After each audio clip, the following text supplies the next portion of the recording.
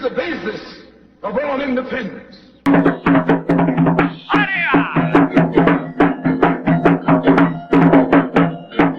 Hello, I'm back.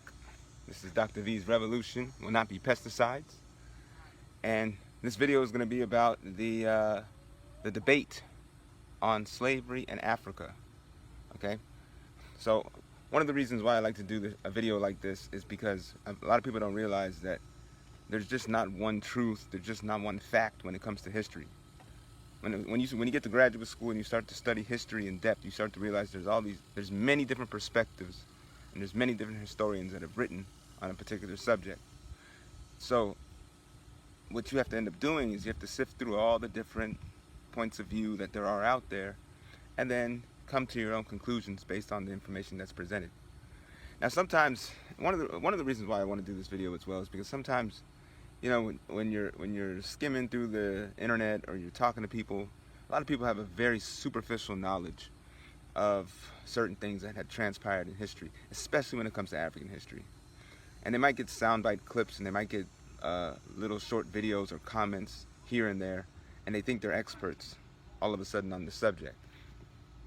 But the thing about African history is that one of the things that a lot of people have a tendency to do is they make these sweeping generalizations about an entire continent.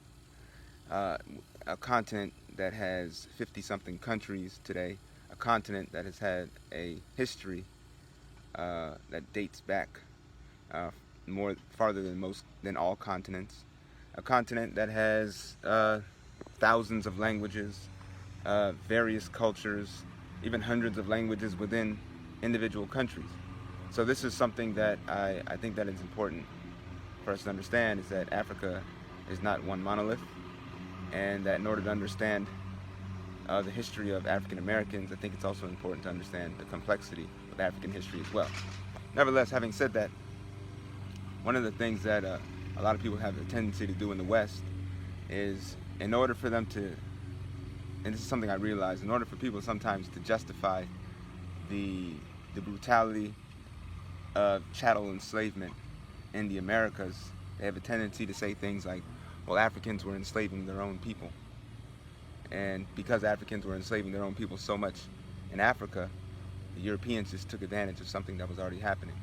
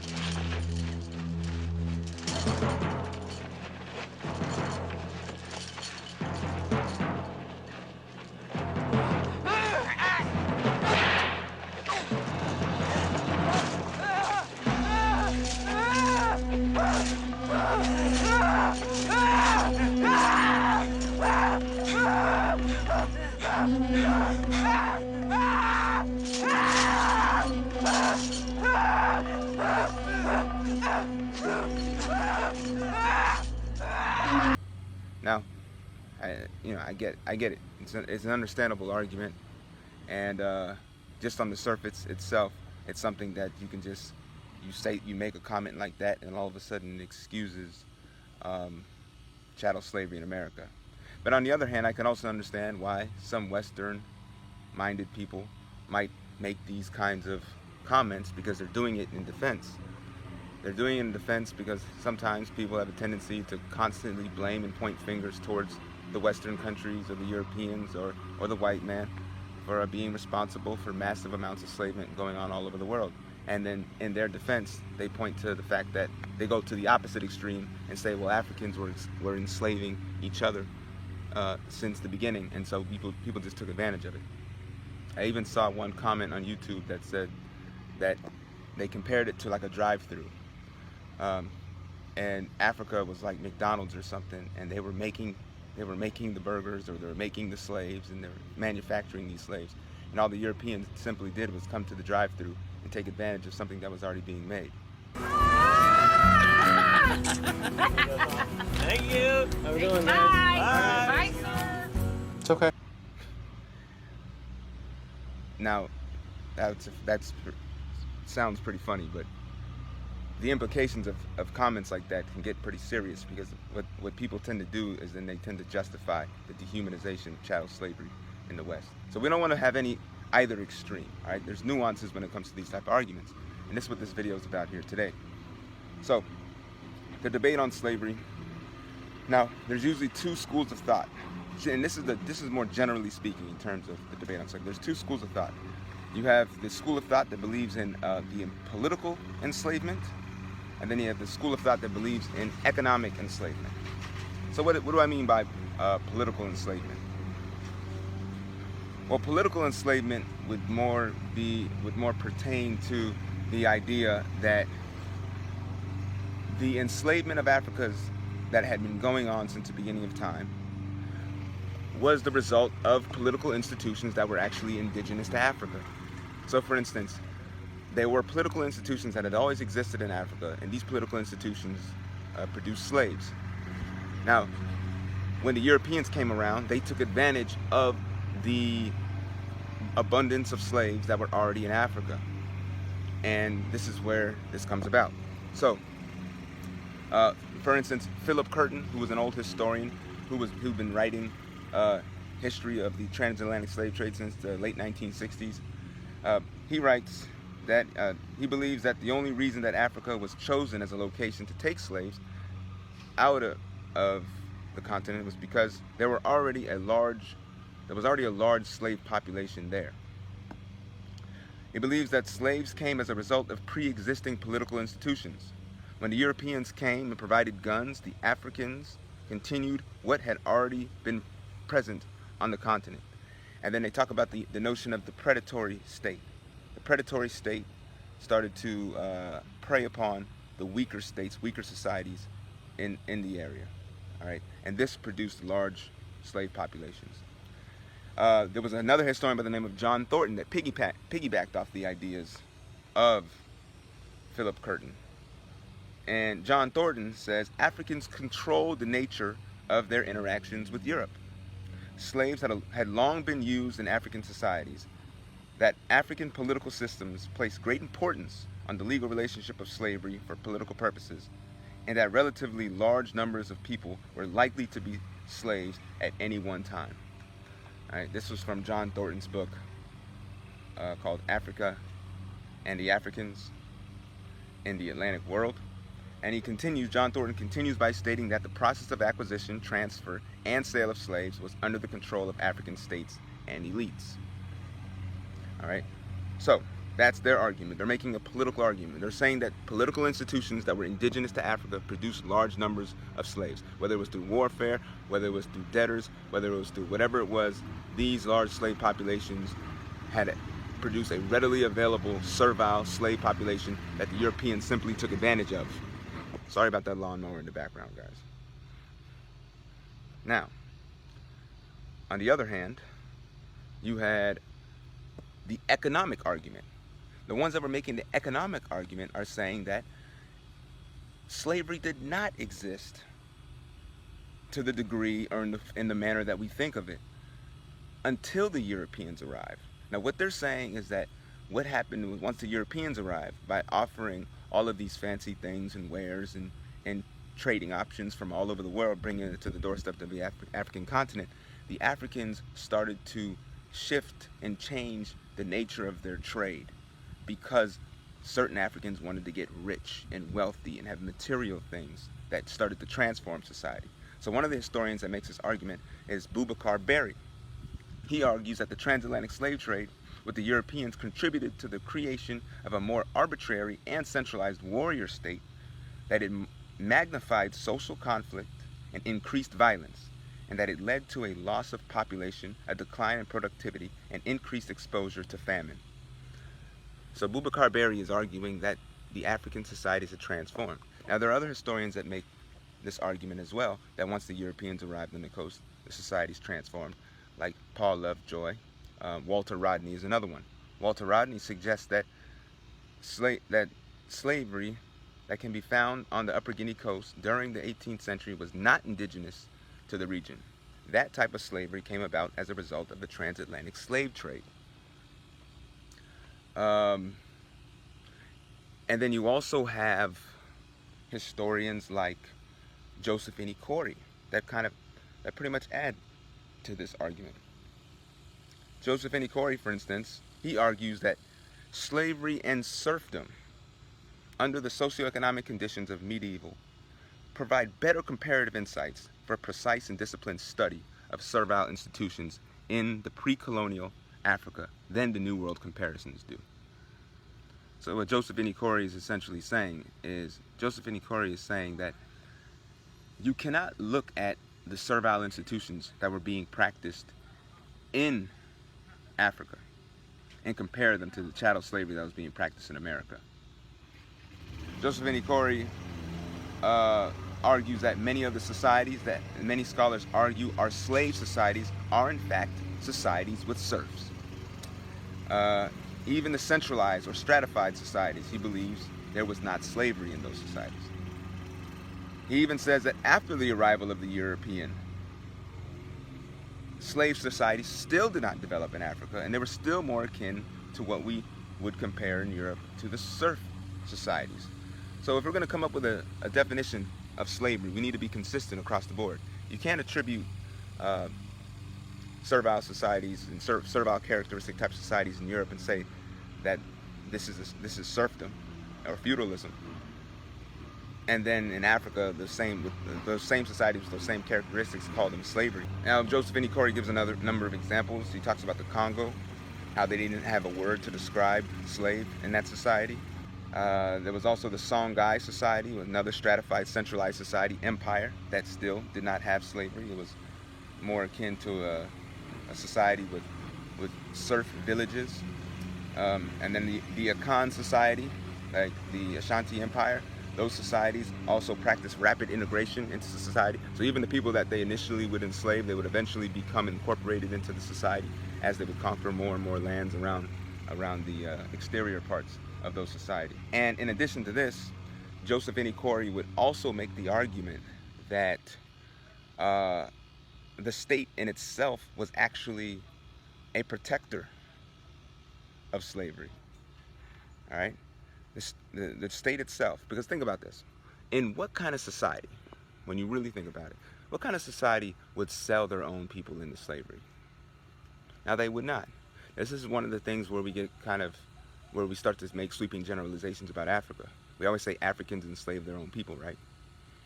Well, when we talk about World War I and World War II, do we say Europeans were killing their own people?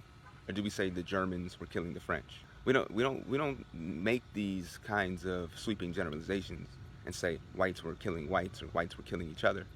So why don't we do the same thing with Africa? Now within Africa, you had the same kind of thing. You had the Yoruba people, you had the Igbo people, you had the Ashanti people, you had the Wassa people, you had the Fanti people, you had the Mbundu people, you had the Bakongo. You had all these different types of people. But we say Africans were selling other Africans. There were wars and there were conflicts going on amongst these nations in the same way that there are wars and conflicts going on anywhere else. What Josephine Corey's argument is that as these states started to develop and grow larger and larger due to conquering more and more land, these smaller decentralized states, which mostly existed throughout the western part of Africa, closer to the coast, they would have been engulfed or incorporated into the larger centralized states. And then before you know it, just like what happened in Europe, as you have these decentralized states being incorporated into the larger empires, such as the Roman Empire or the Ottoman Empire, before you know it, these large empires have now incorporated the more so-called primitive or the less developed groups into their society. But as they become integrated into that society, they're no longer necessarily slaves. They might have a low status or servile status, but those empires aren't going to sell their own people. And in addition to that, the stakes become much higher.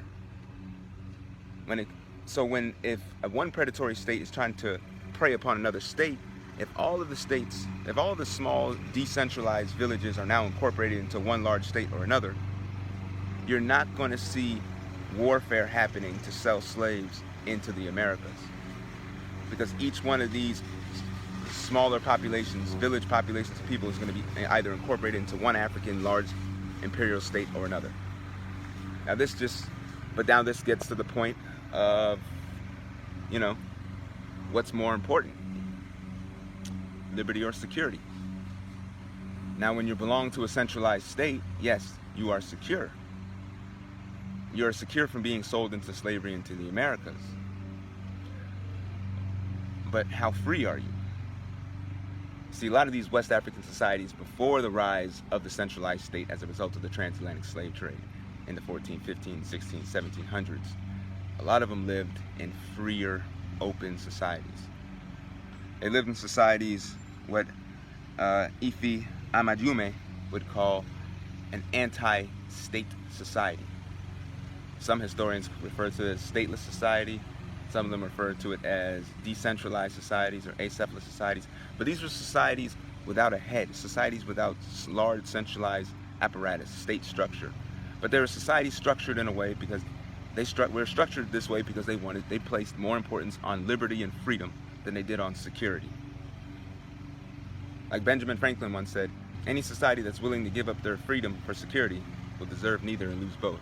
Now there are many decentralized societies or anti-state societies all along the coast of West Africa. Now inherently, decentralized societies don't have stratification within those societies. And societies without stratification don't practice slavery. So if you look at a society like the Igbo society from southeast Nigeria, they were described by the British when the British arrived there as having what they called organized anarchy. They essentially didn't believe in being ruled. They didn't believe in the state apparatus as we know it. And so they were in a society to where typically they came together in smaller numbers, but these smaller number groups were confederated with other groups in other villages. All right, and it was very democratic in the way they elected people, or the way they elected policy within those societies. They made decisions through general consensus and things like that. And so it's really important to pay attention to some of these West African societies, because some of their philosophical understandings of how society should operate place a lot more importance on freedom than they did on security. The Igbo believed in the concept that the Igbo has no king. The Igbo did not believe in being ruled, and they also did not believe in ruling others. And you can see this type of concept not only amongst the Igbo, but also amongst the Ewe and some other West African groups along the coastal regions. But as you're going to see, some of these predatory states, once the transatlantic slave trade started to rise, started to conquer and take over some of the decentralized states because they did not have a central apparatus or central military to be able to defend themselves in many cases. Now, there's a third part of the argument that says that slavery was not indigenous to Africa, and then chattel slavery was not introduced by the Europeans either, but that chattel slavery, or the increase in slavery, actually came from a trade coming from the Arabs in the north. This argument is presented by J.D. Fage, who argues that slavery was not indigenous to West African societies, nor did it derive from Europeans. Powerful military states emerged as a response to the demand deriving from the TransSaharan Trade with the Arab world.